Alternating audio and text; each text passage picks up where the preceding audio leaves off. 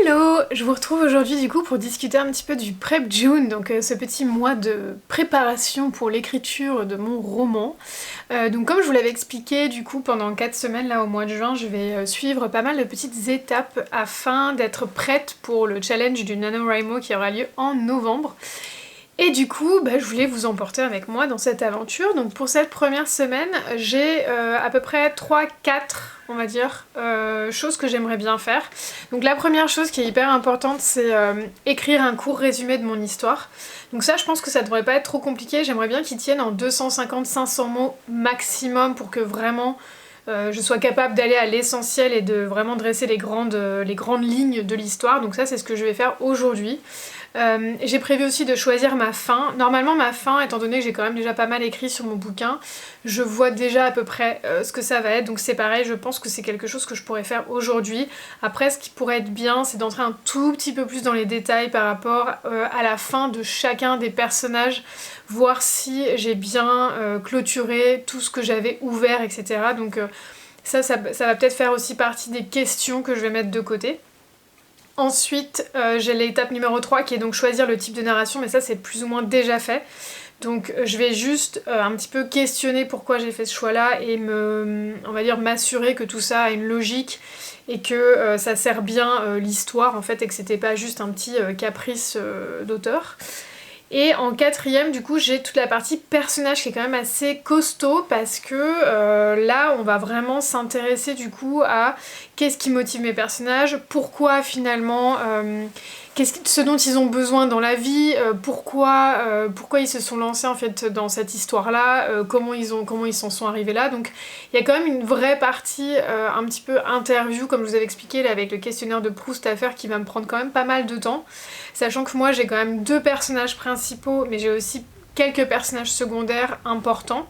Donc du coup, si je veux avoir le temps de faire tout ça, voilà, ça va prendre un petit peu de temps tout ça. Donc je pense que pour la partie perso, je me suis prévue à minima une journée ou une grosse après-midi de travail que sur ça, pour être sûre que pareil, j'ai dressé du coup on va dire des portraits assez clairs, assez détaillés aussi, pour que j'ai pas trop à me poser la question de quelle serait la réaction de tel personnage.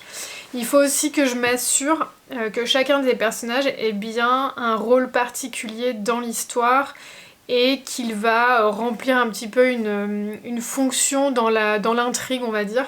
Il faut pas non plus que ça soit des personnages pot de fleurs. C'est-à-dire, ou tapisserie quoi, le côté c'est joli, ils sont sympas, ils sont mignons, mais en fait en vrai ils ont pas vraiment d'apport majeur à l'histoire, ça je trouverais ça un petit peu dommage. Donc même s'il va y en avoir quand même, mais qui prendront du coup une part beaucoup moins importante, voilà, j'aimerais bien peut-être voilà, arriver à faire cette distinction en tout cas entre mes 2 personnages principaux, mes personnages secondaires importants, et puis on va dire mes personnages un petit peu tertiaires, c'est-à-dire vraiment voilà, qui sont là un petit peu pour donner des dynamiques aux scènes, mais qui n'auront pas du coup de gros impacts sur nos 2 héros. Du coup cet après-midi je pense que je vais faire les étapes 1, 2, 3, c'est-à-dire le court résumé, la fin, le type de narration. Comme ça j'aurai déjà bien avancé et dans ma semaine je pourrai m'occuper comme ça des personnages. J'ai bien envie de travailler aussi de façon un petit peu plus manuelle, puisque là je travaille beaucoup sur mon ordinateur, d'où mes petites lunettes de vue, enfin de repos on va dire. Mais voilà, j'aimerais bien avoir un tableau, donc du coup là je sais que j'ai un tableau dans mon bureau là qui me sert pas à grand chose, il faudrait que je trouve un endroit pour l'accrocher, commencer aussi à épingler des idées, des questions. J'ai bien envie aussi de faire des mood boards pour mes personnages principaux et peut-être 1 ou 2 secondaires qui sont très importants, pour aussi voilà, avoir un peu une image beaucoup plus visuelle finalement de mes persos, et que ça soit plus facile pour moi de les imaginer dans mes scènes du coup. Et puis surtout aussi pour dresser une espèce de cohérence, parce que voilà, que je dise pas voilà, je sais pas, passe la main dans ses cheveux au burn et puis que 12 pages plus tard la nana est blonde quoi. La base. Donc voilà, écoutez, je vais faire ça aujourd'hui, donc tout ce qui est du coup résumé, narration, machin, je trouve pas que ça soit hyper intéressant pour vous de voir ça, même si je vous dirai quand même comment ça s'est passé et si j'ai changé des choses finalement par rapport à ma première version, ce qui je pense être quand même les éléments les plus intéressants finalement dans cette semaine-là. N'hésitez pas si vous, il y a des choses que vous avez envie de savoir, pour lesquelles vous êtes un peu curieux, etc. Bah, n'hésitez pas à poser des questions. Ça me fera plaisir. En attendant, écoutez, au travail.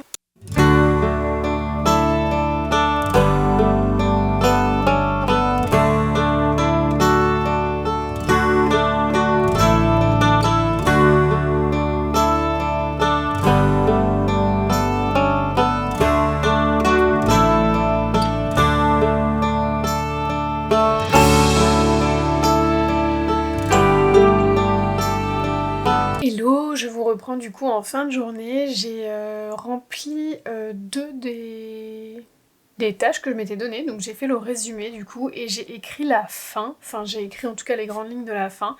Mais c'était beaucoup plus complexe que ce que je pensais. Alors sur la partie résumé, ça va encore, mais je me rends compte qu'à chaque fois que j'essaie d'écrire la fin, vraiment le côté un peu épilogue et tout, j'ai vraiment du mal parce que y a encore beaucoup de questions finalement qui restent en suspens sur pourquoi tel événement va arriver et tout. Alors peut-être que je suis allée aussi un petit peu trop en détail, mais voilà, donc c'était un bon exercice au final. Je pensais que ça allait être un peu les doigts dans le nez et que ça allait être très rapide, et pas tant que ça, finalement.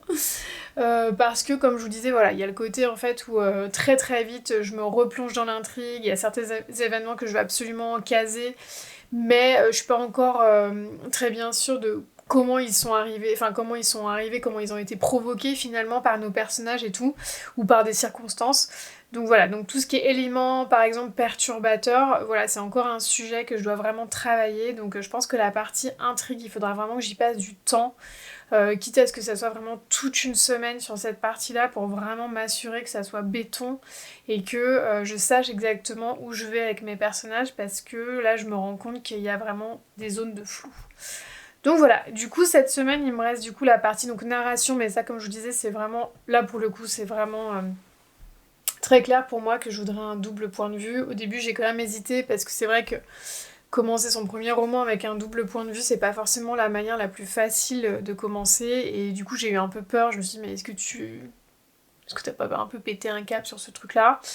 Mais en fait j'ai vraiment envie d'écrire selon lui et selon elle, parce que je pense que ça va amener vraiment des choses un peu différentes, et j'ai aussi envie que on comprenne les motivations de chacun finalement, et les peurs et les doutes de chacun des protagonistes, plutôt que ça soit à travers justement juste un personnage et son interprétation de ce que vit l'autre.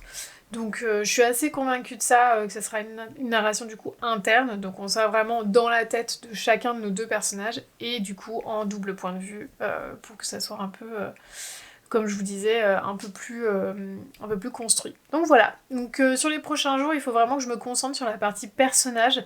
Ça va peut-être m'aider aussi à dénouer un peu les fils du coup de mon intrigue, je pense. Donc c'est ce que je vais faire, je pense, demain ou après-demain, donc je vous reprendrai à ce moment-là, et d'ici là, je vous souhaite une bonne soirée. Bye bye! Hello! Je vous reprends aujourd'hui du coup en jour 2 pour vous parler du coup d'où j'en suis sur cette petite semaine de Prep Joune numéro 1.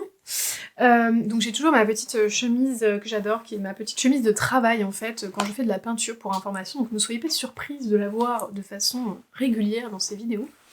J'ai commencé du coup à mettre mon petit tableau là dont je vous avais parlé, du coup je sais pas si vous allez voir.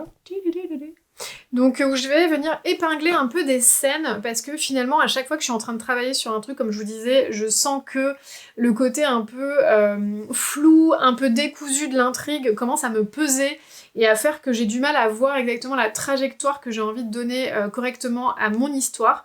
Et du coup, avant même de travailler vraiment les personnages en profondeur et m'assurer que les scènes soient bien cohérentes, j'ai vraiment très envie de faire ce travail-là. Ce que j'ai fait hier finalement, je vais vous montrer. Venez avec moi. J'ai écrit plusieurs choses qui m'ont aidé quand même à y voir un petit peu plus clair, et c'est ça qui me donne envie de faire ce travail-là aujourd'hui, du coup de mise en place des scènes. J'ai écrit un peu les... Comment dire ? Les chemins de mes deux personnages, c'est-à-dire quand ils commencent, ils en sont où dans leur vie, qu'est-ce qui va leur arriver, est-ce que ça les fait aller un peu mieux, est-ce que ça les fait aller moins bien, en fait un petit peu, vous voyez, comme un parcours de montagne russe finalement des événements pour l'un et pour l'autre. Ce qui m'a permis en fait de bien comprendre quelle était la fin que je voulais donner à chacun des deux personnages et quelle était finalement l'évolution que je voulais qu'ils aient eue l'un comme l'autre par rapport à leur vie, par rapport à leurs objectifs, etc.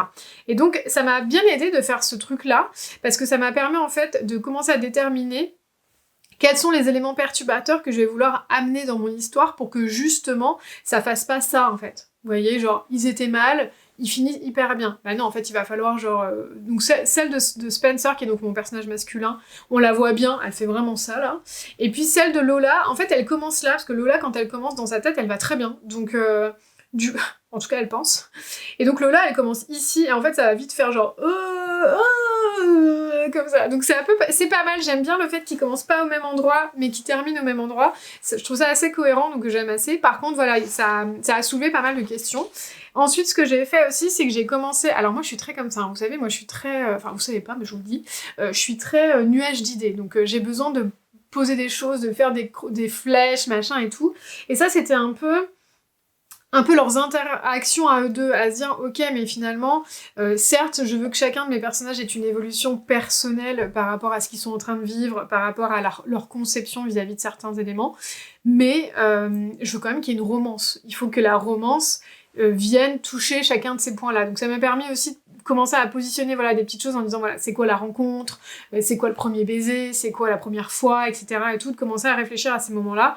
C'est pour ça que du coup, à la fin, j'ai aussi fait un peu une liste en mode colonne, en disant, ok, voilà les moments clés de leur histoire, et finalement, qu'est-ce que chacun va y associer, va vivre à travers ce moment-là. Est-ce que c'est là qu'il tombe amoureux? Est-ce que c'est là qu'il se rend compte qu'il a peur, il a des doutes, elle, c'est de l'attirance, pas de l'attirance, etc. Donc c'est ça, tout ça en fait, ça m'a bien aidé quand même à mettre les choses à plat hier. Mais je sens vraiment là que j'ai besoin de commencer ce travail-là, donc du coup je pense qu'aujourd'hui je vais passer une petite heure à déjà lister toutes les scènes que j'ai en tête, donc déjà vraiment les mettre sur des post-it et les piner du coup sur... je devrais pas utiliser ce mot. On est d'accord, ça sonne pas terrible. Et on va dire les épingler, voilà, sur le tableau, même si c'est juste pour avoir une idée un petit peu concrète, voilà, de ce que vont être les scènes. Et ce que je pense que je vais faire, c'est que je vais rajouter du coup un post-it rose quand ça sera des scènes qui, pour moi, doivent marquer un genre de croisement, enfin un genre de milestone si vous voulez, dans leur histoire romantique. Donc voilà, parce qu'il y a des scènes qui vont plutôt servir finalement à soutenir le personnage, c'est-à-dire nous expliquer qui ils sont, pourquoi ils font ces choix, etc. et tout, et il y a des scènes qui vont plus les réunir, qui vont plus construire leur histoire à deux. Et ça, il faut que j'arrive aussi bien à doser pour qu'il y ait voilà, qu'il y ait le bon mix entre les deux. Je vous avouerai que c'est assez perturbant comme expérience parce que je me rends compte quand même que en vous le disant là, que j'apprends vraiment en faisant quoi. C'est vraiment hier en essayant de déterminer mes personnages et tout, que l'intrigue s'est questionnée, que je me suis dit mais en fait cette scène elle sert à quoi, etc. C'est quoi son but, et que je commence un petit peu à comprendre les choses. Après, ce qui est aussi un petit peu difficile pour moi, c'est que là, tout ce que je vous montre, c'est vraiment, je pense que je vous l'avais déjà expliqué, c'est vraiment la méthode de l'écrivain architecte. Et moi, je sens que je suis plus un écrivain jardinier, quoi. Vraiment, j'écris. Et en fait, je découvre moi-même des choses au fur et à mesure que j'écris. Et que je me dis, ah bah oui, mais en fait, ouais, ce personnage, en fait, il va servir à ça. Ah ouais, mais en fait, cette personne-là, elle va m'aider à accomplir ceci, etc. Et en fait, les choses se dévoilent un peu à moi comme ça. Et de ramener un peu de structure, je trouve ça très bien parce que ça va m'aider à approfondir certains points et à vraiment être plus solide aussi, je pense, sur certaines choses, à m'assurer que leur relation, par exemple, à eux deux, qui est quand même le nerf de la guerre pour moi dans mon roman, et la construction des personnages, qui est aussi ultra importante pour moi, soit nickel, quoi. Donc, du coup, voilà, c'est assez déstabilisant, je vous dirais, parce que pour le moment, j'avais fait une partie qui était pour moi très facile, c'est-à-dire tu balances 12 000 trucs dans un fichier, toutes tes idées, tes machins et tout. Quand tu commences à modeler, à orienter, que c'est plus juste de l'écriture un petit peu instinctive et intuitive et tout, là tu te dis, ah, ok, je me suis lancée dans un truc, les gars, qui à mon avis va être bien costaud, quoi. Genre, je pense qu'une fois que je vais avoir fini le premier draft et que je me dis, oulala, il va y avoir une première lecture, une deuxième correction et tout, mais qu'est-ce que ça va être? Enfin bon, bref, on va pas y penser tout de suite parce que ça sert à rien de se démoraliser pour le moment. Mais en tout cas voilà, je vais faire ça parce que c'est le truc je sens que j'ai besoin de le faire. Donc je vais faire ça aujourd'hui. Je vous filmerai peut-être des petites captures si ça vous intéresse. Enfin je l'espère. Et puis je vous reprendrai plus tard pour vous parler de comment s'est passée la partie un petit peu plus construction des personnages quand j'aurai avancé dessus. Donc voilà, on se revoit dans les prochains jours. Salut!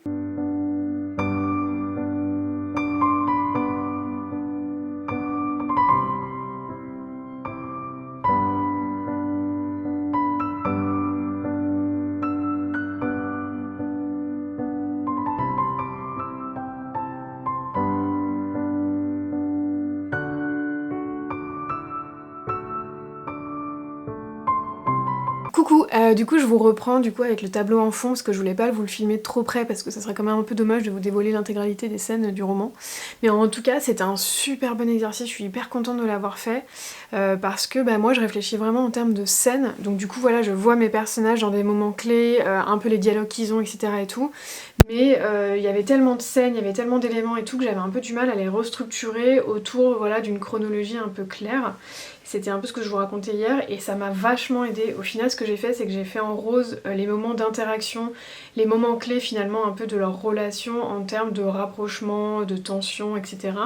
Et j'ai fait en vert les moments de Spencer et en orange les moments de Lola et ça m'a permis finalement, au début j'ai dressé un peu toutes les scènes et ensuite ça m'a permis un peu de les rapprocher et de me dire mais en fait cet élément là il pourra arriver dans la même scène, ce rapprochement il pourra avoir lieu à ce moment là, etc. Et en fait un peu de reconsolider finalement les éléments ensemble. Et c'était vraiment ultra bénéfique, j'avais un peu peur que ça m'embrouille et que ça me stresse à m'obliger finalement à suivre une certaine direction dans le roman et ne pas laisser aussi libre cours à mon imagination sur ce qui pourrait se passer. Mais c'est pas trop le cas, au final ça m'a plutôt libéré l'esprit parce que voilà, j'avais toutes ces scènes qui me trottaient et j'avais du mal à faire le point. Là ça m'a libérée parce que ça m'a permis voilà, d'un peu de tout balancer sur un tableau. Au moins c'est sorti de ma tête et même si derrière il y a encore des petits changements qui se font ou même des grands changements qui se font dans la chronologie des événements au fur et à mesure que j'écris, c'est pas très grave, au moins tout est posé. Donc voilà, je pensais pas faire ça aussitôt dans le process, mais au final, trop bon exercice et je suis assez contente du résultat, même si je pense que ça va encore évoluer avec le travail des personnages, de l'intrigue et puis les petites recherches que je vais faire au cours des semaines qui vont suivre. Mais voilà, pour le moment, voilà où j'en suis.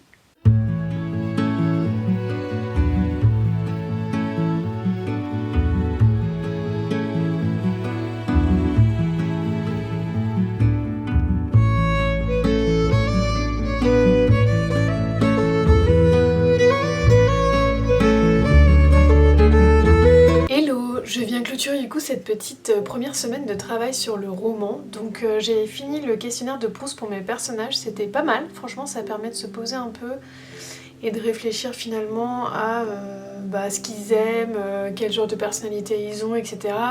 Et du coup ça permet de faire en sorte que lorsqu'on écrit, il y ait une certaine cohérence finalement entre leur personnalité et leurs remarques, la façon dont ils se comportent, la façon dont ils parlent, leurs réactions aux événements et tout. Donc c'était plutôt pas mal de poser ces choses-là. Néanmoins, je pense que le questionnaire est un petit peu léger et je pense que je vais passer quand même un peu de temps là en début de semaine prochaine pour approfondir un peu les éléments, pour aller un peu plus loin finalement dans ce qui constitue leur personnalité et surtout j'aimerais bien aussi travailler tous les personnages qui sont un peu secondaires qui viennent se greffer. En fait, ces derniers jours, j'ai beaucoup écrit. J'ai rédigé déjà 3 ou 4 chapitres parce que j'étais sur une lancée incroyable et que j'avais pas du tout envie de m'arrêter. Et du coup, j'ai pas pu faire ce travail-là sur les personnages secondaires comme je voulais. Donc je me prévois ça pour la semaine prochaine. Mais du coup, pour le bilan de la semaine, c'est un bilan ultra positif, je suis hyper contente. Je trouve que la structuration de l'histoire a bien avancé alors que c'était pas forcément prévu pour cette semaine. Mes personnages, je les vois de mieux en mieux, ils sont hyper vivants, en tout cas dans ma tête. Et du coup je trouve que ça me facilite énormément l'écriture ces temps-ci, donc ouais je suis très contente.